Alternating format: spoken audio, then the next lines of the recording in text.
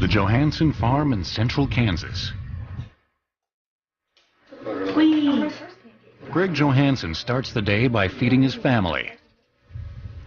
But his job is to feed the world. American agriculture, from seed to shelf, is so efficient, most people don't think much about it. But growing food is a sophisticated business, employing science, computer-guided ground-shaking machinery, and sometimes controversial techniques.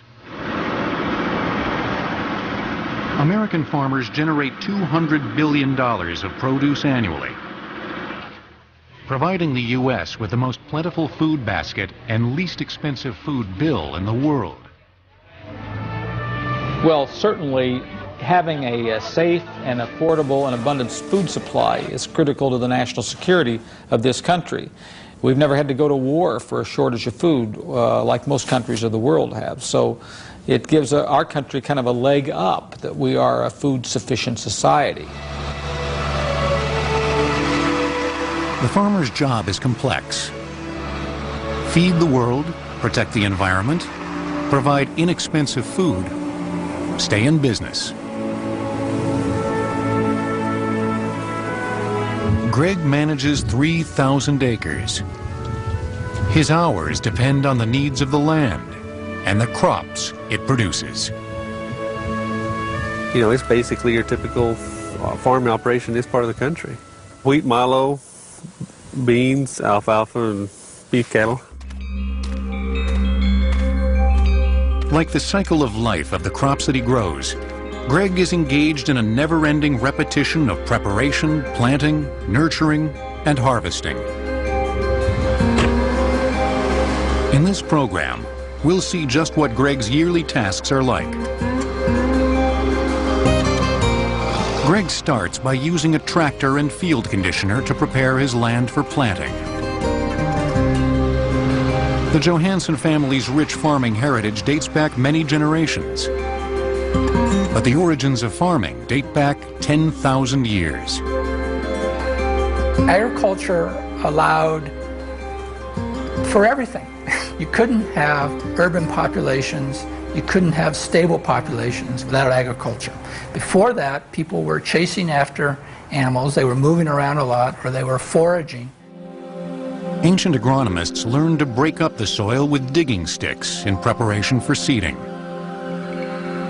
Around 3500 BC, Egyptians created a wooden wedge-shaped implement, tipped with an iron share or blade to cut a trough in the earth. They hitched their plow to oxen. In the 11th century, Europeans added a moldboard behind the share to turn the soil over once it was broken. Plow does several things. First of all, turns under crop residue. It opens up the soil. And thirdly, it's used for weed control. In the newly established United States, people expanded westward, displaced natives, and established homesteads. The rich soil in the Midwest prompted a design change of the ancient implement. The cast iron plows popular for the sandy soil back east just couldn't cut it. The problem was that the soil would stick to the plow, and they had to stop every so often and clean the dirt off of the moldboard before they could proceed. In 1837, John Deere, an Illinois blacksmith, found inspiration for a better plow when visiting a local sawmill.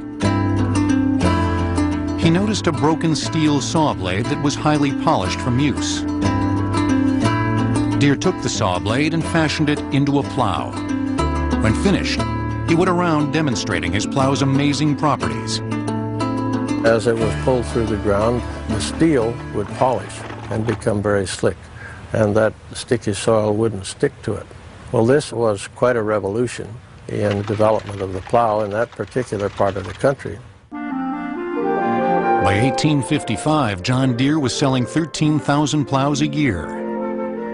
The John Deere agricultural empire was born. In the mid-1800s, 55% of Americans lived on farms. farming was a backbreaking enterprise, even with the aid of horses. But a new invention would begin to change that. The tractor was probably the most significant agricultural innovation of the 20th century. The tractor allowed farmers to get rid of approximately 23 million draft animals, horses and mules. To feed these animals required approximately 80 million acres of cropland and another 80 million acres of pasture land. The first traction engines, or tractors, were steam-powered. These monstrous machines were built like locomotives, burning coal, wood, or straw to produce steam that drove the wheels. They consumed enormous amounts of water and fuel, but produced relatively little power. For the most part, steam tractors stayed on the sidelines and ran stationary devices.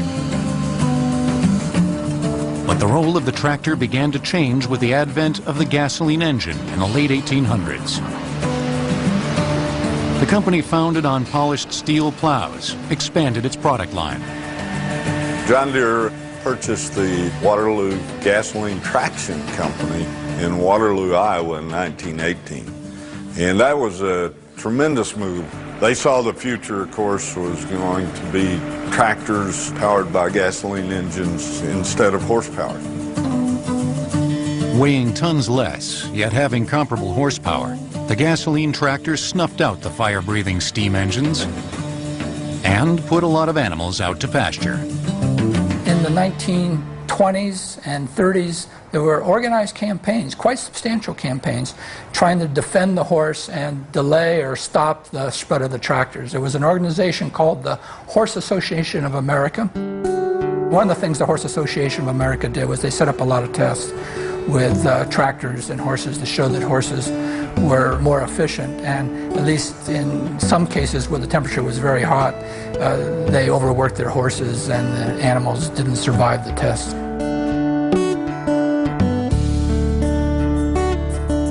Tractors meant larger farms and fewer farmers. Tractors and plows shredded the prairie, helping to feed an increasing metropolitan population. But the combination of tractor, plow, and drought led to the Dust Bowl of the 1930s. The plow broke the virgin sod and tight root structure that protected the underlying soil. The soil was now susceptible to the fierce prairie wind, leading to one of the greatest ecological disasters in history. Clouds of dust overtook 150,000 square miles of Texas, Oklahoma, Colorado, New Mexico, and Kansas. The dirty 30s, the first time I remember, don't know what's coming up, but it sure is black. It was dust. In response, farmers looked for alternative implements that didn't leave the soil as vulnerable. New farming techniques, conservation efforts, and rain helped settle the dust.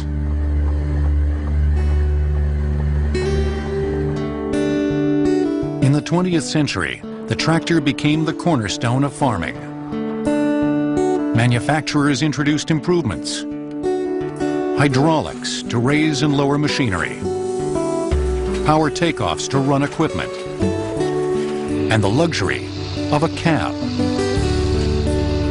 The sound guard body was an integral part of the tractor, which enclosed the operator. It kept the noise out, all fully air-conditioned, tremendous visibility around the tractor. It really focused on operator comfort and convenience. Costing more than $200,000, today's largest tractors run 425 horsepower diesel motors. Some even have tracks. Behemoth four-wheel drive, nearly every comfort of home. Since farmers can spend 14 hours a day, 6 days a week on the tractor, it is home. People think it's boring when you run a tractor. I mean, they think, well, you don't got nobody to talk to. When I get on a tractor, it's just peaceful. And I'm in there thinking about what you could do maybe next year. Greg Johansson's ground is conditioned and ready for seeding. His next task will be planting. Coming up, seed.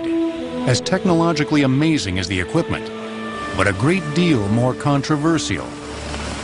There are close to 1 billion acres of farmland in the United States. Farming technology will return on Modern Marvels. Greg Johansson manages the family farm with his two brothers, Mike and Tom. After tilling the land, it's planting season, and Greg readies his equipment to sow wheat. Greg's grain drill opens a small trench in the earth, drops seed at precise increments and at exact depths, then covers the seed with dirt. Greg's drill is just the latest incarnation of planting machinery and methods.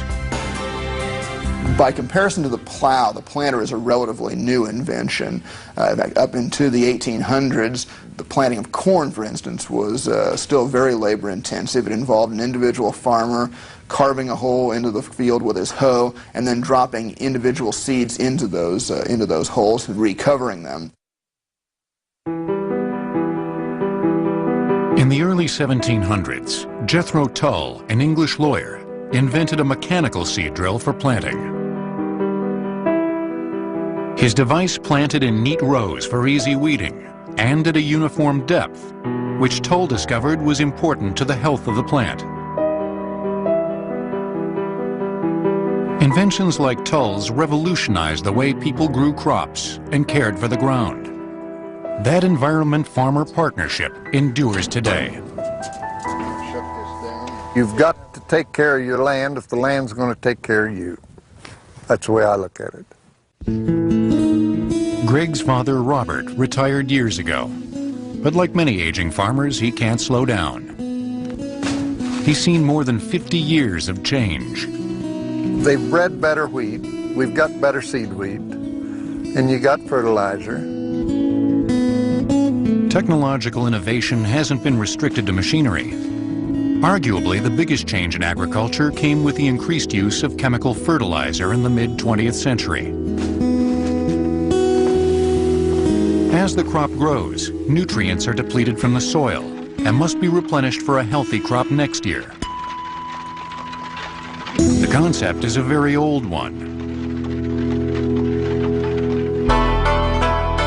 Ancient Chinese used animal manure.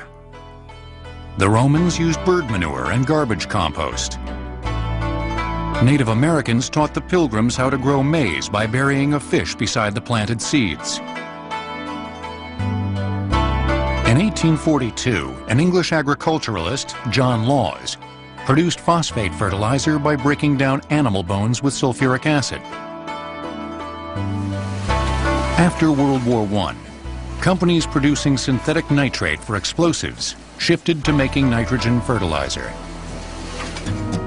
In the 1950s, companies introduced inexpensive fertilizers which ignited a green revolution. Yields skyrocketed. I used some fertilizer on my own ground and had a little left, and so I had some rented ground, and the landlord wasn't too enthused about using it, you know, paying for it. So I just finished what I had left and made an X out there in the field, and didn't say nothing to him until the following year. And when we got ready to cut wheat, why, he asked what that was. And you could see it from quite a little ways off, and when you went through it with the combine, you could sure see more grain come in the bin as he was going through that X. After that, why, he was all enthused about using fertilizer. In the decades that followed the introduction of inexpensive fertilizers, yields tripled. And more food has historically been the goal of agriculture. But fertilizer wasn't the only reason for higher yields. Seed changed. Hybrid corn introduced in the 1920s produced bigger bounties. The ancestor of corn is called Teosinte. This is what corn was before our foremothers got a hold of it 10, 15,000 years ago. And over, 15 millennia of artificial selection, they turned this into this. In today's biotechnological world, scientists can alter plant characteristics almost overnight. Genetically modified, or GM crops, result from a technology that is as controversial as it is powerful. Scientists now move specific genes from one organism into another. Some of the genes that we're putting into plants come from organisms that are not plants, come from animals or bacteria. Why is that possible? Why is that not unnatural? Well, it's possible because DNA, nucleic acids, are the language of life, and that's a virtually universal language. Every organism on the planet uses these compounds to encode their hereditary characteristics. There's nothing in a gene which says, I belong in a strawberry, I belong in a fish. If found in a corn plant, please return to owner. I mean, the living world isn't like that. Proponents of the new technology promise higher yielding crops, decreased reliance on chemical pesticides and herbicides, and plants with higher nutritional values. It's not a substitute for working on poverty and the other issues that are causing people to be malnourished. But if you have only a limited budget and you have to eat a certain type of commodity, and we can modify it in such a way that has higher nutrition, it seems really virtually immoral not to do it. I mean, why not do that? Seed companies swear to the benefits and safety of GM food, but opponents call them frankenfoods. Concerned groups believe there could be unforeseen health risks, including the accidental introduction of unknown allergens into common food. The development of regulations and the widespread use of genetically modified crops is going ahead at a rate much faster than our ability to assess the risks associated with it. In fact, there's very little good risk assessment that has been done in terms of understanding some of the ecological consequences of the material that is already very widely grown, never mind the next generations that are getting ready to be put into production. Of course, we have to be sure they're safe. We have to test that, but they're certainly as safe as the genetic engineering we've been doing for the last 100 years. The debate regarding genetically modified foods may be heated, but with more than 45 GM crops on the market, chances are you're consuming them right now.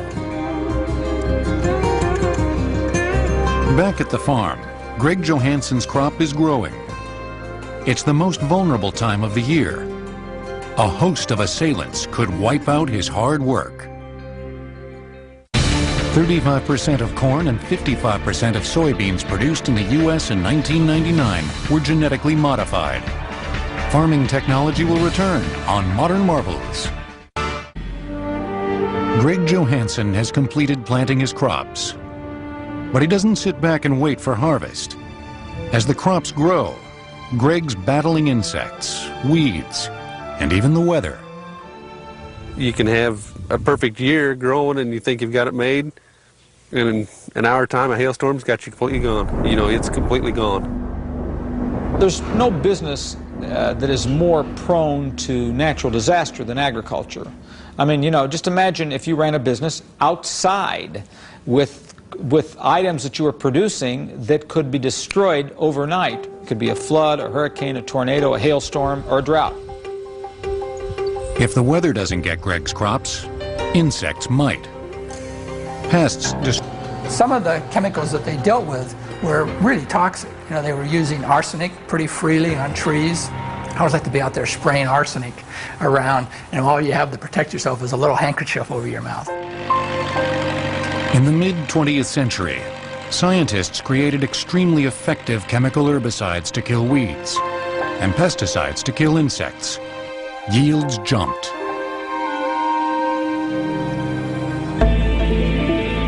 One of the most infamous pesticides, 1.2 billion pounds of DDT between 1950 and 1972.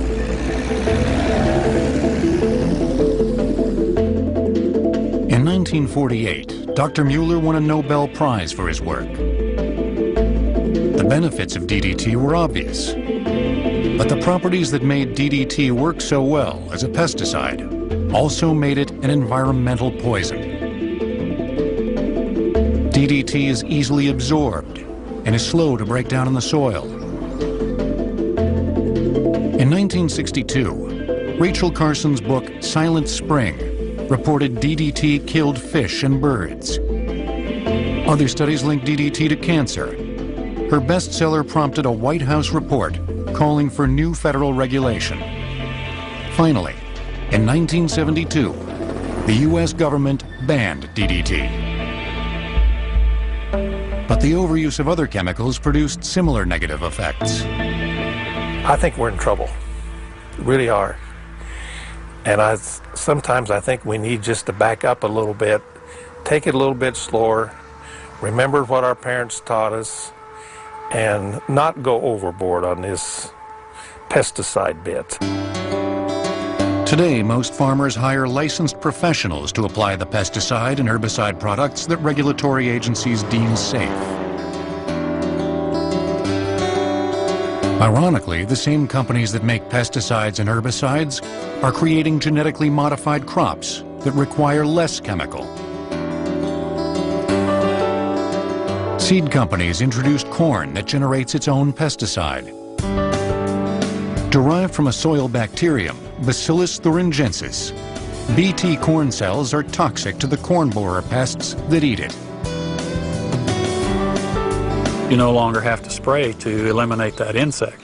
And most of those insecticides are the ones that we really don't want to fool with. We don't want the residues in the crop. It's a boon to me, and it's a boon to the consumer. Seed companies also promote herbicide-resistant soybeans that require less herbicide. But like other GM issues, there's debate. There is a great number of unanswered questions here. This technology has not been tested, irregardless of what FDA and EPA have put a rubber stamp on. They used, for the most part, information that the genetic engineering companies supplied to them. Environmental watchdogs worry about insects developing resistance to genetic pesticides, killing non-target insects, or cross-pollination between GM plants and weeds, producing uncontrollable herbicide-resistant weeds. Furthermore, there's concern about gene patents granted to the seed companies. I think biotechnology can provide a way to produce crops with less water, less energy, less pesticides. But I also think we've got to do a very good job of regulating this to protect public health and the environment as well. And I think you can do both. An alternative to GM food is organic. Organic foods are non-genetically modified crops grown without chemical fertilizer, pesticide, or herbicide. The demand for organic foods has doubled in the last 10 years. The University of California, Santa Cruz runs one of the oldest organic research departments in the U.S. Here, researchers develop non-chemical techniques to help farmers grow crops and control pests. A lot of it is about managing the farm habitat to encourage beneficial insects that will suppress the populations of pests. And that may involve planting particular crops next to each other. It may involve planting particular vegetation around field margins. I think as a society we have to think about how to encourage farming practices that don't cause environmental problems and find a way of encouraging farmers to use those, even if it costs more, so that we don't, as a society, then face the costs of cleaning up the problems later. Applying that research is Mark Marino. Mark works for Earthbound Farm. Their 10,000 acres represent one of the largest organic farms in the U.S. Without the aid of chemicals, organic farming requires a lot more attention and manpower than conventional farming. Mark applies 20 to 30 tons of compost per acre every year to fertilize the earth. Plants are like people. If you have a good diet, you will not be as susceptible to flu bugs or cold germs, and plants are very much like that. If you can feed the soil and make a smorgasbord of really nice nutrients in the soil that the plant can take in, then they will be healthy and they will not have the tendency to be sick. And that's what the bugs attack, the sick ones. It's survival of the fittest. Organic products make up about 1% of the market. Prices tend to be higher, but many consumers are willing to pay for their personal peace of mind. Even if it tastes better and seems safer, some say organic farming can't produce the inexpensive food an expanding world requires. Although banned in the United States, approximately 24 countries continue to use DDT to control malaria. Farming technology will return.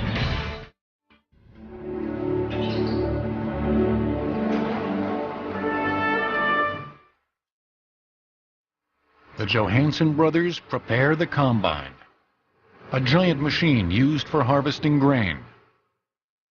They're fortunate. It looks like a bumper crop. Harvest is my one paycheck for the whole year. I mean, you've worked all year long to put it in, to watch over it, and, you know, pray over it that the weather doesn't take it from you. And the end result is what you have in the bin. Grain farmers in the Midwest rely on big equipment for the job. This $150,000 combine is a food processing plant on wheels, cutting, threshing, and cleaning grain in one slick operation. The machine devours 36-foot swaths of grain, reeling it in and shearing the stalks. The cut grain enters the bowels of the machine, where beater heads pound the seed from the stalk. Vibrating sieves send grain to a holding bin, while refuse is passed out the back. The operator rides in the cab of the combine, where a host of sensors tell him everything from shaft speed to bin volume. Driving a combine and harvest, it's probably the most important job out there. You've got to watch how high you're cutting so you're not missing anything.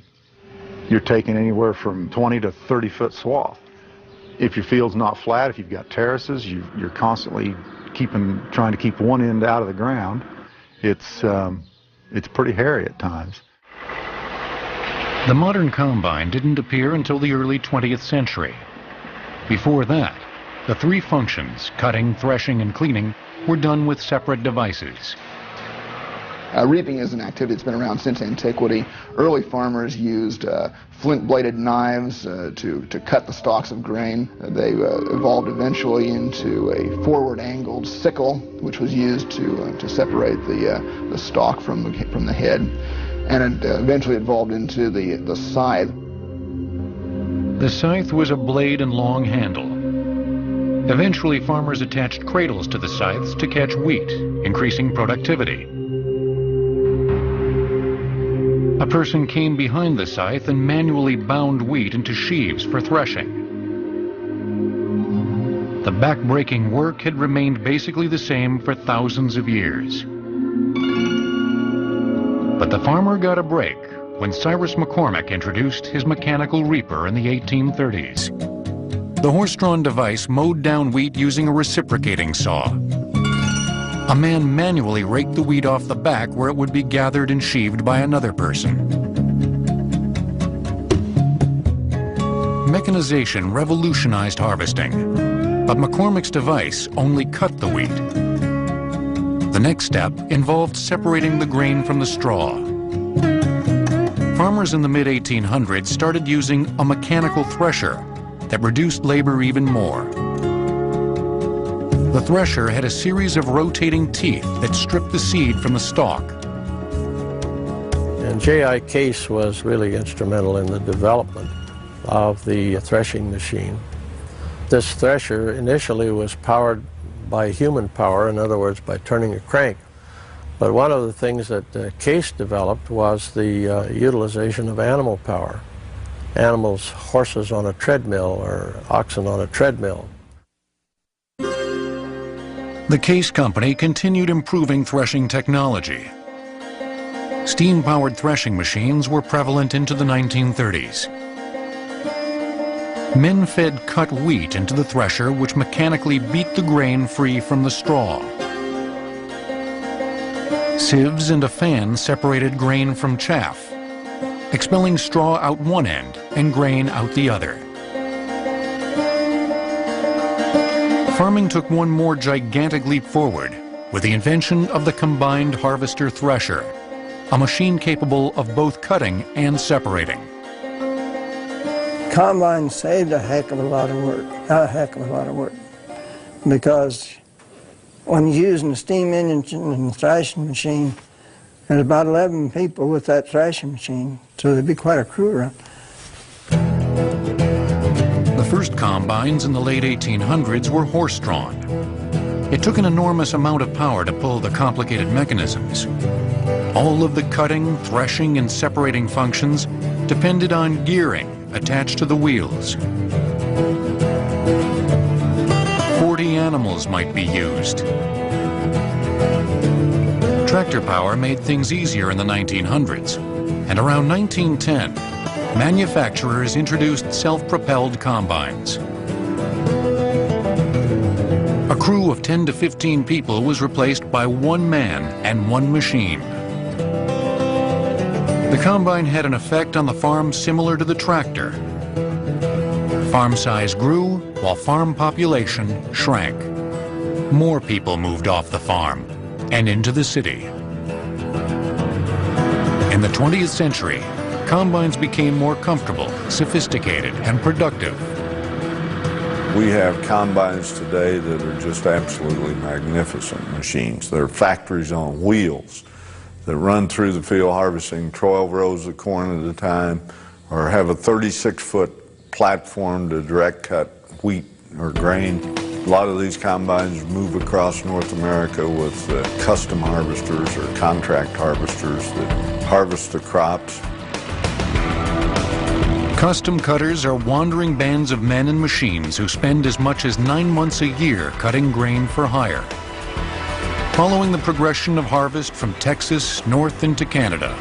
The allure of the nomadic part of it wears off pretty soon with the grind of what's it like not to be at home, what's it like to live in a travel trailer. The average crew maintains 2 to 6 combines with matching grain trucks and trailers. An outfit might have more than $1 million of equipment. Custom cutters swoop into an area, cut for a few days, then move north into a new region. In a flash, the grain's cut and they're ready to go. Now you load this combine on a trailer. The combine weighs over 20,000 pounds. The truck weighs 20,000 pounds. The trailer weighs 10,000 pounds.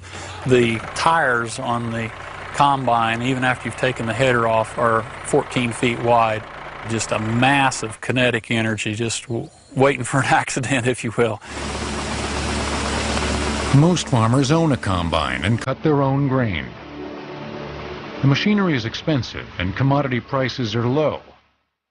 For every dollar spent at the grocery store, the farmer only gets 10 to 20 cents. Farmers have to manage more acreage to make a profit, and smaller farmers are finding it harder and harder to survive. You have a bumper crop, and then you turn around and look at the price of the crop, and you're wondering how you're going to make it to the next one. And that's the big letdown, is knowing that you don't have any more money than you had a year ago. You hopefully stretching enough to pay the bills. It's been a good yet exhausting year on the Johansson farm. But Greg can't rest. He's already back in the tractor preparing for the coming planting season and looking forward to next year. Every year, equipment and technology change. Greg's neighbor already has the latest global positioning system and computer yield monitor. Greg knows to survive, he'll have to invest as well. Coming up, preparing for next season as future tech hits the farm. In 1900, 41% of the U.S. population were farmers. Today, 2% farm the land. Farming technology will return. The Johansen brothers are finishing harvest. They're taking the final loads of wheat to the grain elevator. Rising from the flat prairie landscape stand tall white storage structures that can hold 200 million pounds of grain. Grain is unloaded and stored until food companies buy it to make bread, crackers, or pizza crust. Greg sells his wheat and keeps track of income versus operating expenses on a computer. Like the rest of the world, farming has undergone a technological revolution in the last 20 years. Greg's neighbor Lee Scheifler gets an electronic map of the nutrient requirements of the field as they vary within the field. This is a prescription specifically for that field that tells you that the northwest corner gets more fertilizer than the southwest corner. So the rate is continually changing. The application rate will be changing automatically based on this map, this computer, and GPS. Lee also uses GPS during harvest. His yield monitor, which tells how much grain he's cutting, is compared against his GPS location. The yield monitor is the report card, if you will. How did this field perform, not on a whole field basis, which we gather by simply weighing everything that went off the field, but how did it perform in different areas of the field? I always knew there was variability until I actually saw that measured. I didn't realize how much. If the tractor has a map of a field and with GPS knows where it is within the field, why can't the tractor run itself? Trimble Navigation is making that a reality. The autopilot system allows for satellite navigated control of the tractors going across the field. It takes control over the steering and the hydraulics so that the operator has a hands-off operation where the guidance just takes over and runs the tractor by itself. This frees the operator up to monitor the equipment, reduces stress, and makes it fun to operate that tractor in the cab. The Trimble system is accurate down to an inch.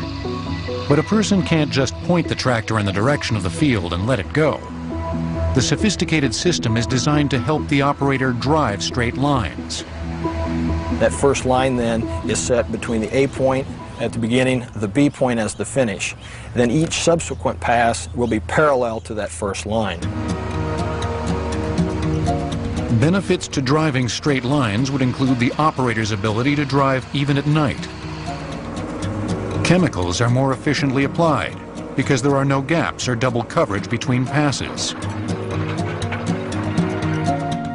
Every technological innovation is helping farmers produce more food. What's easy to forget is that we live in a very unusual age in which Americans, for the most part, do not worry about starvation on their doorstep. You don't have to go back very far in history in which most people were worried about where they were going to get enough to eat, and famines were a regular fact of life in now developed countries like Western Europe. And it's also easy to forget that much of the world hasn't passed that threshold. We've seen all this technological change of the last 150 years, and particularly the last 50 years. I guess my view is that it's not going to stop. If anything, it's going to accelerate. This means that productivity is going to continue going up. It means that there will be fewer farmers. Farmers have to compete with non-farmers to keep their sons on the farm. And if they don't, it means the sons go off and become engineers and technicians and university professors. I just think that's a losing battle. After college, Greg was the only Johansen brother who came back to work full-time on the farm. The farm couldn't support 3 families. Low farm prices led the others to pursue alternative careers. I didn't have enough for all 3 boys to each have a farm. I'd like to see every one of them being able to farm on his own, but there's just no way that it'll work. And whether it'll work after I'm gone, I don't know. That's up to them. Mike works evenings, weekends, and vacations on the farm. To him, the land is more than just a business venture. You know, it's hard to put into words.